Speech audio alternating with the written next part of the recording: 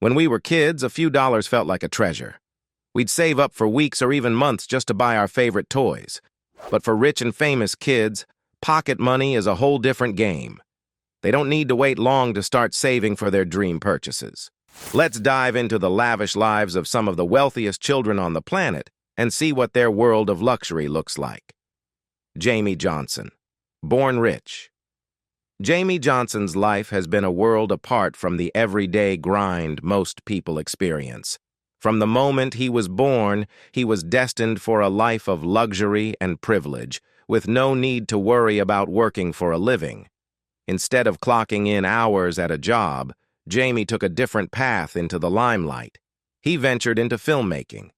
His project, a revealing documentary titled Born Rich, provided an intimate look into the lives of his incredibly wealthy friends, exposing the opulence and excesses of their world. In Born Rich, Jamie's film didn't just shed light on the glittering facade of his circle, it pulled back the curtain on a social stratum that usually stays hidden. By highlighting the lives of those who are often shielded from public scrutiny, Jamie broke an unspoken rule among the elite: never discuss money or wealth openly.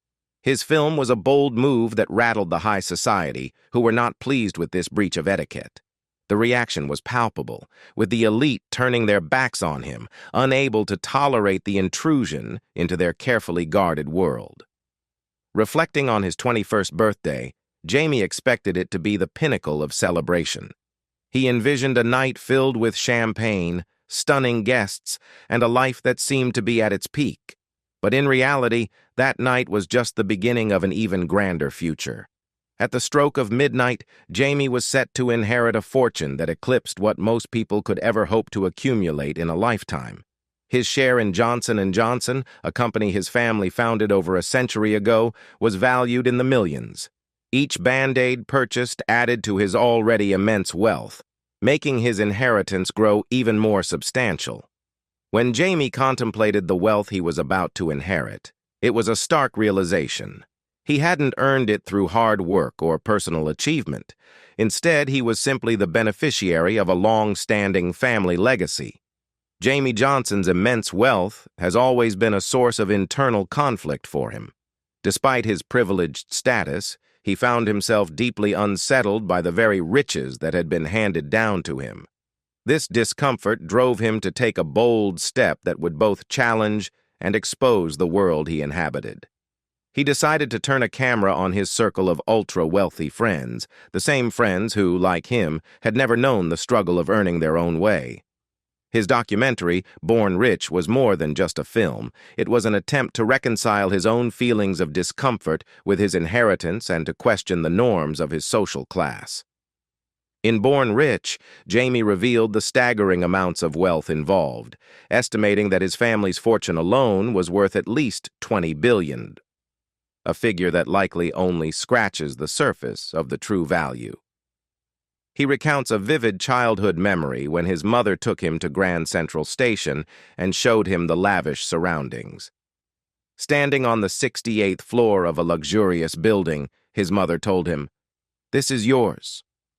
It was a breathtaking view, but it was also a symbol of a life Jamie would inherit without ever having to earn it.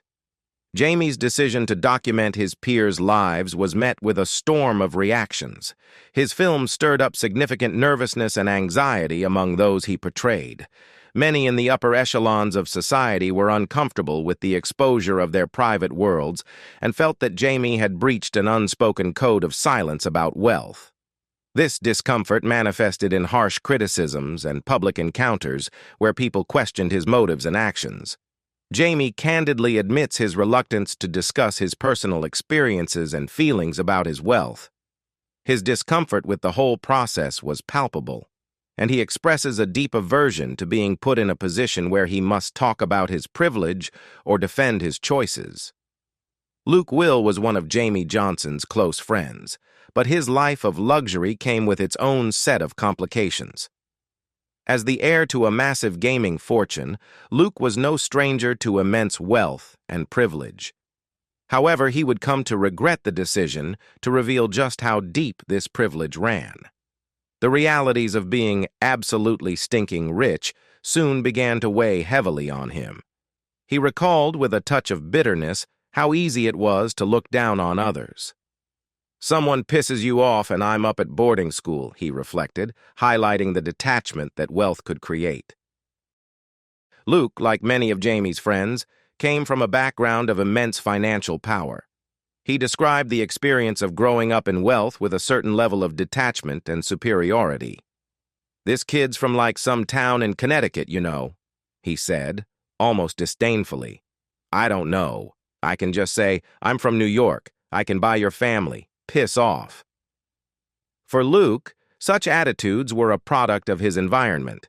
Luke's own critique of Jamie's documentary reveals his discomfort with the exposure of their privileged lives. He viewed Jamie's decision to film and discuss their opulent existence as a betrayal of their shared code of silence. "And this is petty, and this is weak, and this is very underhanded," he admitted. "But it's so easy, you know. So, in a sense, you were a traitor. You burst the bubble, you blew the whistle." Despite his discomfort, Luke acknowledged that this was how some people perceived him, as someone who had broken an unspoken rule. The documentary featured not only Luke, but also a diverse group of Jamie's friends, each willing to bare their soul about their privileged lifestyles. One such friend shared a humorous yet telling anecdote about luxury shopping. "I'm a handbag group personally because it's like the easiest thing to shop for when you're not really shopping and you're just running in. You just go and you buy it and you don't realize how expensive it is." Newhouse, the fourth in line, is the eldest son and heir to a vast publishing empire. The Condé Nast Group, under his family's stewardship, is a powerhouse in the media world. Its portfolio boasts iconic brands such as Vogue, Vanity Fair, GQ, Self, Glamour, House & Garden, Continental Traveler, Architectural Digest, Bon Appetit, Gourmet, Wired, and The New Yorker. And these are just the highlights. The list of influential publications extends even further, reflecting the immense reach and impact of the Condé Nast legacy. Cody Franchetti, on the other hand, is the heir to a prestigious textile fortune. His family's wealth and influence in the fashion industry have afforded him a lifestyle of luxury and privilege. Cody's views on fashion and wealth are unapologetically candid. For instance, he has a distinctive take on sartorial choices. "Lapels, you see, they're high. There's nothing worse than seeing jackets with these low-riding lapels," he remarks with disdain. "Clinton wears this kind of thing, have you seen it? It looks like a restaurant owner, it's so vulgar. This has an aristocratic thing to it." Despite his wealth and privileged background, Cody presents himself as a part-time model and a full-time multi-millionaire. His attitude towards his fortune is notably nonchalant. "I find guilt absolutely senseless," he asserts. "I don't feel bad for anything, especially having money. I find it a very, very negative trip, and it's something that is, basically for old women and nuns." Cody's dismissive attitude towards guilt and his wealth underscores a broader perspective among the ultra-rich. While all the individuals featured in Born Rich live lives untouched by financial necessity, Jamie Johnson's father epitomizes this detachment. He has never worked a day in his life, choosing instead to devote his time to painting. This life of leisure and artistic pursuit, free from the pressures of earning a living, has afforded him a unique perspective on money and identity. "I don't want to be nervous about money or be nervous about who I am," Jamie's father reflects, highlighting a desire for a life unburdened by the anxieties that often accompany wealth. For Jamie, making the documentary Born Rich wasn't just a project. It was a way to confront his own feelings about wealth and privilege. He sensed a nervousness, a discomfort in discussing these topics, particularly from his father. "I feel like you're feeling nervous about this film is maybe that nervousness of who you are," Jamie observes. "And you're in control of this film and I'm not. So there's a little source of nervousness." Talking openly about money and the privileges it brings is often considered taboo, especially within elite circles. For Jamie's father, this aversion was almost instinctual. The idea of associating publicly with wealth, of breaking that silence, was frightening. He had always dealt with the topic by avoiding it as much as possible. So, when Jamie decided to shine a light on their world with a camera, it became his father's worst nightmare. I think it was his worst nightmare, Jamie reflects, but at the same time, I think also that's probably one of the reasons why I felt like it needed to be done, because it's not that frightening. Money is a thing that you don't talk about because it's in bad taste. This cultural norm against discussing wealth is deeply ingrained, yet Jamie sought his father's advice on a fundamental question. Even if financial necessity is absent, does having a job or a purposeful activity bring personal fulfillment? It's a concept that Jamie's father finds challenging to grasp, having never had to work himself. He offered Jamie a range of traditional yet somewhat detached suggestions. After graduation, you might pursue the filming a little bit, but you might also get interested in graduate school, further studies, building a collection of historic documents, papers, publications, and as a career, yes. His advice reflects a mindset that values intellectual pursuits and collecting as worthy endeavors, yet it also reveals a certain disconnect from the typical experiences of working for a living. For Jamie, and perhaps others like him, these questions about purpose and fulfillment are not easily answered, especially when financial pressures are absent. Jamie pressed further, seeking more practical advice. Well, considering I don't have to work, what advice would you give me on that? His father's response was starkly simple. Then don't work. Then don't work. Why would anybody in their right mind work unless they had to? Do you have a job? No. Do you want a job? No. This exchange underscored a fundamental question about the role of work in a life of inherited wealth and whether personal fulfillment can be found without it. Cody Franchetti, another member of the elite circle featured in Born Rich, also grapples with these questions. His chiseled face looms large over New York, a familiar sight in the fashion industry, but currently he has put modeling on hold. At 29, Cody has decided to delay any career ambitions until he's 40. It's a choice he's comfortable with, but it stands in stark contrast to the expectations and experiences of many of his peers. I have met more very rich people that are unhappy than regular people that aren't, Cody reflects. And I just can't understand why people think that money equals happiness. It isn't so, and often it equals unhappiness at a certain level. The conversation shifts to the darker side of wealth. Isolation is one of the main things that come with wealth, with extreme wealth, and that is a terrible thing, Cody admits. This sense of isolation is a common theme among the ultra-wealthy, a stark reminder that immense financial resources can sometimes create barriers rather than bridges. As Cody stands in his childhood bedroom, he gestures to his old bed, now too small for his grown frame. This was my bed. It's a little small for me now, he says, a metaphor perhaps for how the trappings of his youth no longer fit the man he has become. And then there's Ivanka Trump, blessed with striking looks and substantial wealth. The fact is that I'm absolutely, proud to be a Trump, she once said. As the daughter of Donald Trump, Ivanka never feels lonely, yet she acknowledges the often overlooked isolation that immense wealth can bring. Born into a life of privilege, Ivanka has worked diligently to carve out her own path, becoming a respected businesswoman in her own right. Unlike many heiresses, Ivanka has spent more time in boardrooms than on the party circuit, steering her career with a focus on business and enterprise. Ivanka's identity is closely tied to her family name, being the second child of former President Donald Trump and Ivana Trump. Her combined net worth with her husband, Jared Kushner, is estimated to be around $800 million, while her personal net worth is about $300 million. Ivanka's trust alone earns $5 million annually, providing a steady financial foundation. Beyond her inheritance, she has successfully launched several businesses, starting her entrepreneurial journey in her teenage years with modeling gigs for major brands like Tommy Hilfiger, Sasson Jeans, Versace, Mark Bauer, and Thierry Mugler. Ivanka's work ethic was apparent early on. As she famously stated, "I make money because I have to pay for everything apart from my school fees. My mother even makes me pay my own telephone bill." This quote, shared by IMDb, encapsulates the practical financial lessons she learned from her parents. She graduated summa cum laude in 2004 with a degree in economics from the University of Pennsylvania, setting a strong academic foundation for her future endeavors.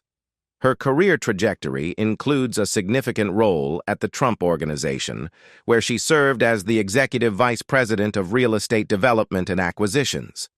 Before taking on this role, Ivanka had already proven her entrepreneurial acumen by collaborating with the dynamic Diamond Corp. To design her own line of fine jewelry. The brand's flagship retail store, Ivanka Trump on Madison Ave, operated from 2007 until 2015, marking her first major foray into business ownership. Expanding her brand, Ivanka launched a line of handbags and footwear sold through major retailers like Macy's, Lord & Taylor, Bloomingdale's, Nordstrom, and Dillard's, as noted by Business Insider. At its peak, this line generated as much as $75 million in annual revenue. She also introduced a line of women's workwear, which grossed $100 million annually. From these ventures, Ivanka earned 7% of wholesale revenues, amounting to roughly $10 million per year, until she decided to close these lines in 2018. Despite her accomplishments, Ivanka has faced misconceptions about her privileged life. She recalled an incident during a job in Australia where a stranger approached her and bluntly asked, "How does it feel like to be wealthy?" And "What does it feel like to never have felt any pain?" This encounter left her disturbed, highlighting the misguided belief that wealth equates to a life free of challenges. "I think this is so classic," Stephanie Erklentz muses, as she reflects on the life of wealth and privilege she has always known. As an heir to a finance empire, Stephanie's world is filled with luxuries most can only dream of. For her, dating options are practically predetermined, limited to those within her social circle. "I've never actually dated outside my social background, and I've thought about that. Never. It's really weird," she admits, highlighting a subtle but strong social boundary that often accompanies extreme wealth. Potential partners beware. Stephanie's romantic life comes with a set of rules, including the ever-present involvement of lawyers. "One day I'll fall in love and I'll get married, whatever. I'll probably get divorced a couple of years later," she says with a surprising level of nonchalance. For Stephanie, prenuptial agreements are a given, something ingrained in her since childhood. "It's been drilled into my head since I was 5 years old. Prenup all the way. And if this little ungrateful has the nerve to say something like it's unromantic, I don't want a prenup, then she's just a gold digger, and I don't want to get married to her anyway," she declares, reflecting a pragmatic, if not cynical, approach to love and marriage. The candid nature of these revelations can be both shocking and enlightening, even for those accustomed to the trappings of wealth. Jamie Johnson, the filmmaker behind Born Rich, experienced a range of emotions during the making of the documentary. "Well, you were all surprised by some of the things that were seen. At times I was really surprised. I was surprised and offended and confused and just thought, is it really this way? Is this really the state of things?" He recalls, grappling with the realities of his and his friends' lives. "This is the Britannica 11th edition," Jamie Johnson explains, pointing to the neatly lined-up volumes on a shelf.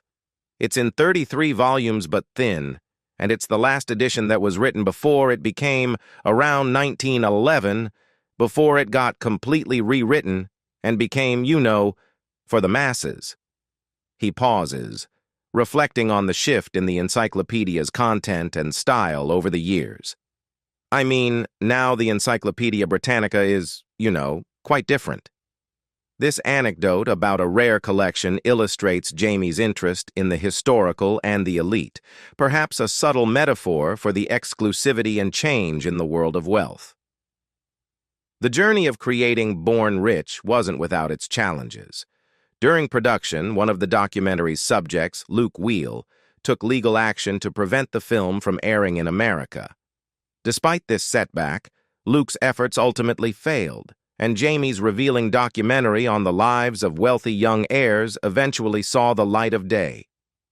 The controversy surrounding the film only heightened as press coverage began to surface before the film's release, generating anxiety among the participants.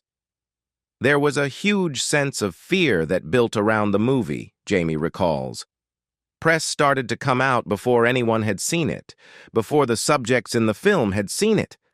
And I think their families started to react to the press, and their friends started to react, saying to the kids that were in the film, "You're an idiot. Why did you do this? This was so stupid." And then they got scared. For Jamie, the project was deeply personal. His aim was to lift the veil of secrecy surrounding immense wealth and, in doing so, find a way to be comfortable with his own. So, how successful was he? How much money did you inherit? The inevitable question comes up. Jamie's response is careful, revealing yet restrained. It's interesting. I'm a millionaire. I'm a multi-millionaire, but I don't really talk about it more specifically than that. He acknowledges the lingering discomfort in discussing specific figures. Why not?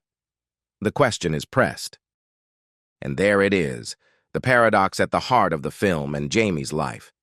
It's like, I've made this film, and I'm comfortable now talking about wealth in public, but I still don't go there because I won't be upset. Yeah, I know. I won't be you any differently. Even after exploring the complexities of inherited wealth and privilege, Jamie hesitates to disclose the full extent of his fortune.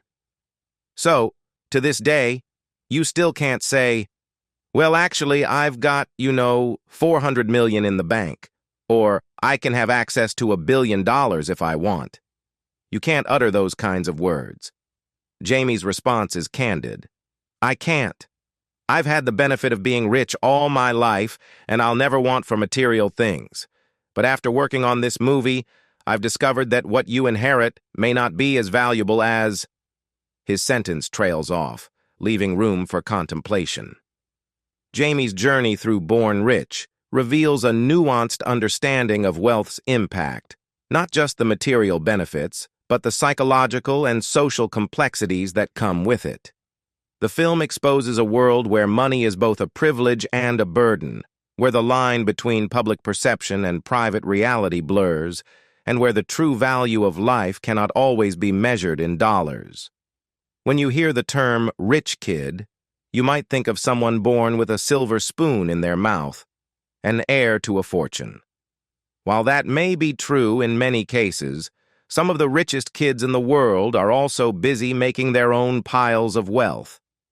Entrepreneurship, celebrity appearances, modeling, YouTube channels, sponsored posts, and retail deals are all ways young people can rake in millions. We have analyzed some of the most famous kids in the world, who most likely have astronomical sums tucked away for their future, to reveal the wealthiest kids with the biggest fortunes in 2024. We'll examine various celebrity categories including YouTube stars, A-listers, and royalty. Princess Charlotte of Wales, 9 years old, estimated net worth in 2024, $3.9 billion. The phenomenon known as the Kate Middleton effect has notably contributed to the staggering net worth of Princess Charlotte.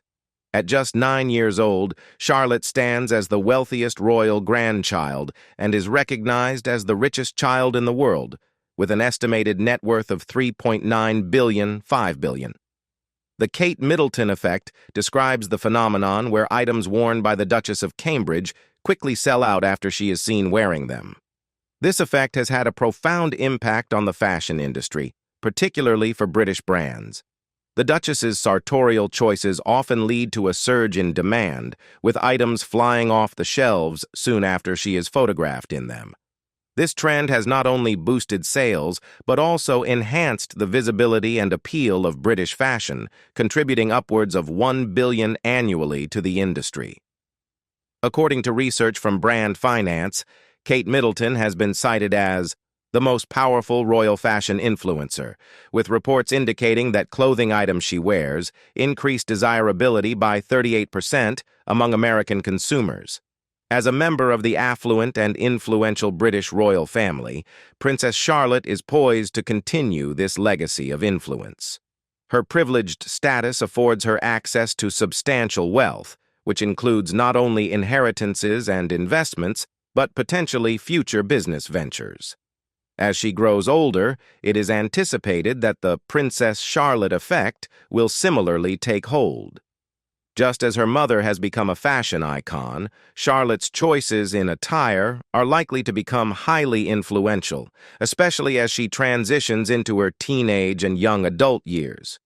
Prince George of Wales, 11 years old, estimated net worth in 2024, $2.8 billion.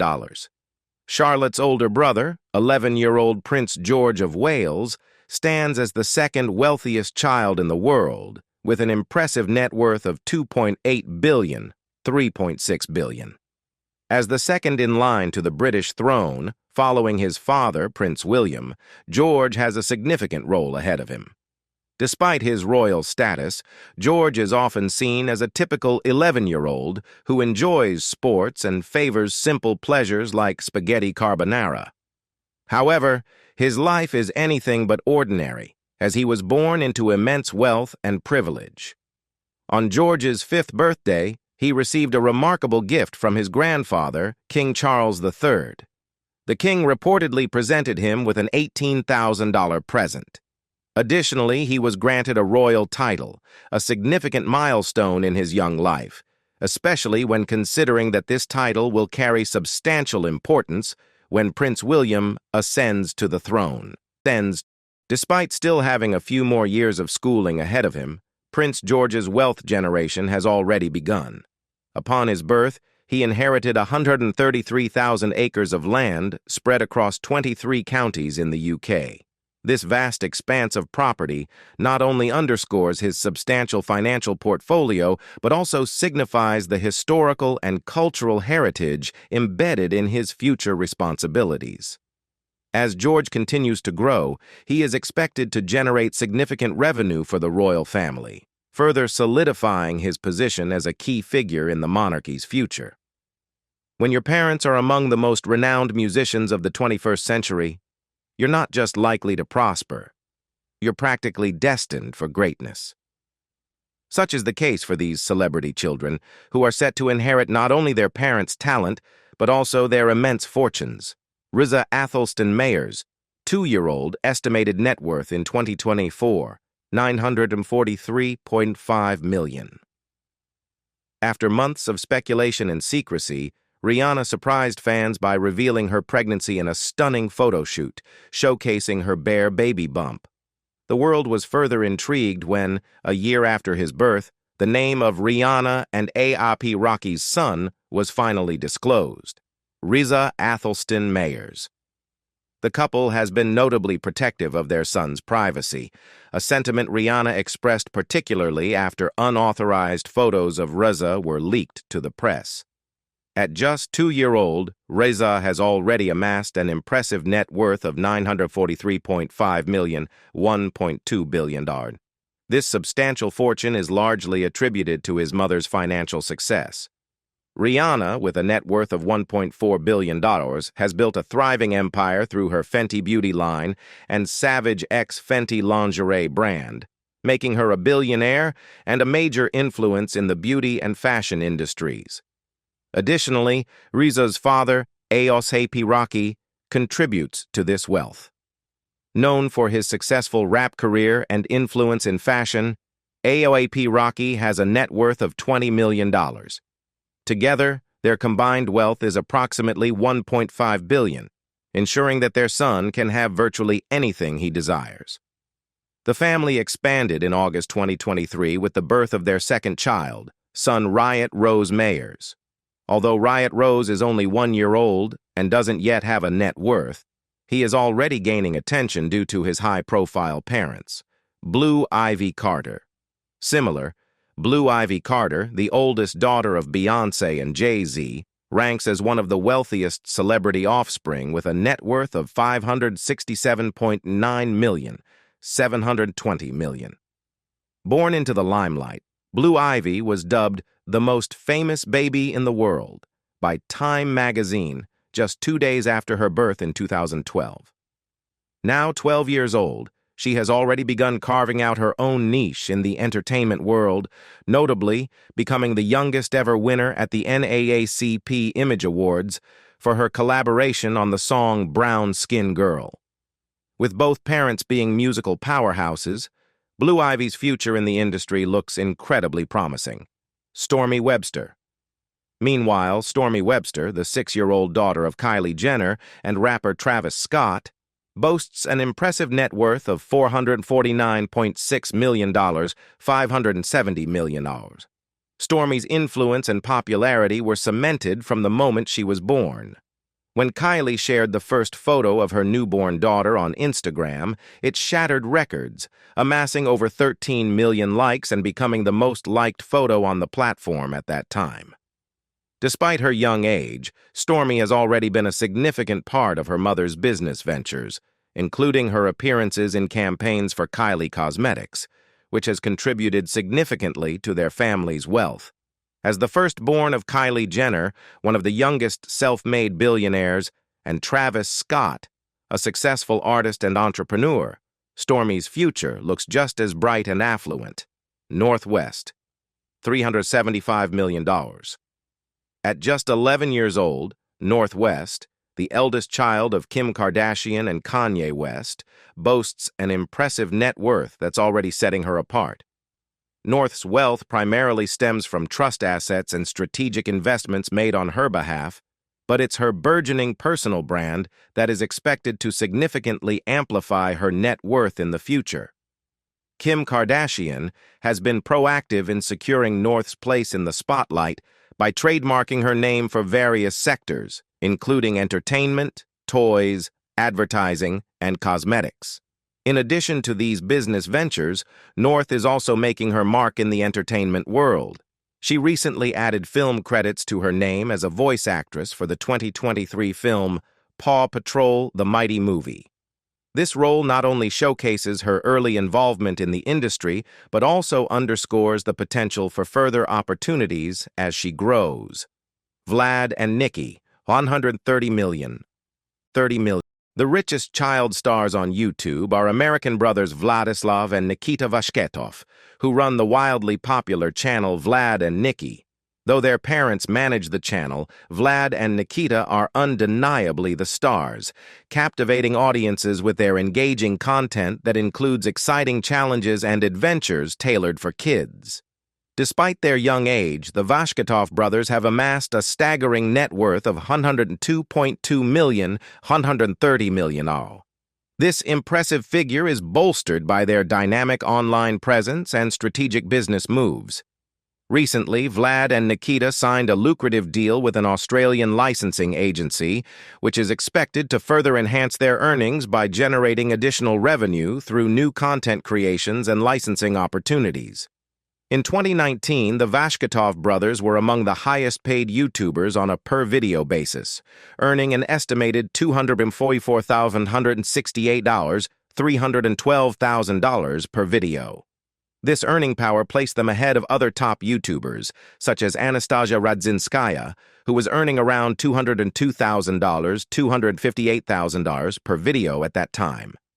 The success of Vlad and Nicki is reflected in their staggering reach, with their combined channels attracting over 130 billion views and amassing 220 million subscribers.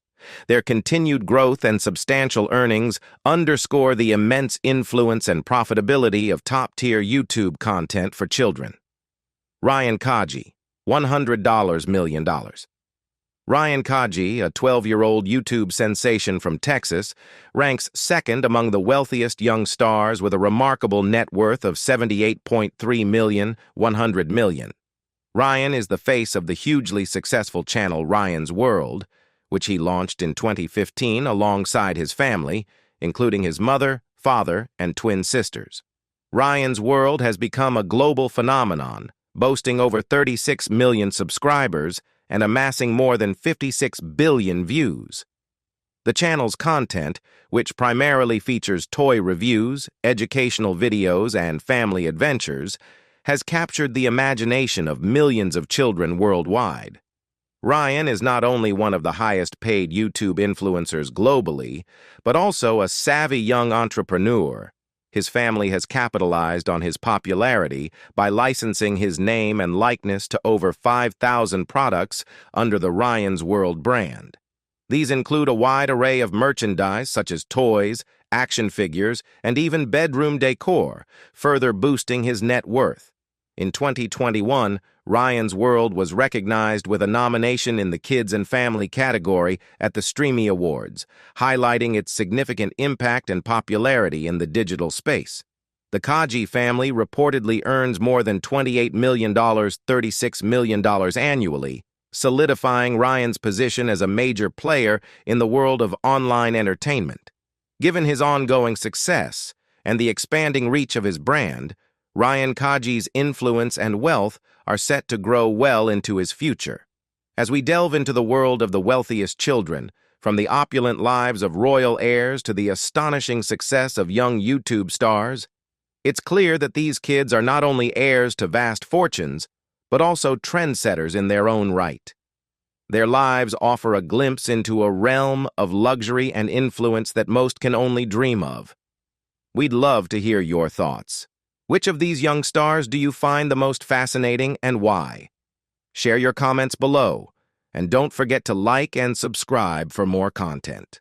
Stay tuned for more exclusive insights and updates.